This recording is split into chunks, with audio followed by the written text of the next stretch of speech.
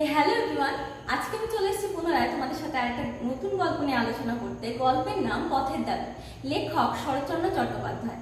Class 10-এর এই সিলেবাসের অন্তর্ভুক্ত এবং আমার মনে হয় এটি টাফেস্ট গল্প। সে কারণে আমি চেষ্টা করব এটিকে খুব সহজভাবে তোমাদের সাথে আলোচনা করার। পথের দাবির মূল গ্রন্থের নামও কিন্তু পথের দাবি এবং সেই সময় স্বাধীনতা সংগ্রামীদের পক্ষপাতের অভিযোগে ব্রিটিশ সরকার কিন্তু এটাকে বাজেয়াপ্ত করেছিলেন।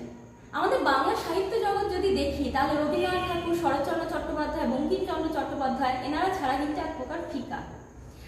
শরৎচন্দ্র চট্টোপাধ্যায় যিনি জন্মগ্রহণ করেছিলেন হুগলি জেলাতে এবং তার উল্লেখযোগ্য উপন্যাসগুলির মধ্যে সেগুলি হলো শ্রীকান্ত, গৃহদাহ, দেবদাস, পল্লী সমাজ এবং খুব জনপ্রিয়তা পেয়েছিল কতগুলো গল্প, যেগুলি হলো লালু, অভাগী স্বর্গ, মহেশ। তো চলো আজকে পথের দাবিটা আমি ছোট ছোট পাঠে আলোচনা করি, আমরা দেখে নেবো আগামী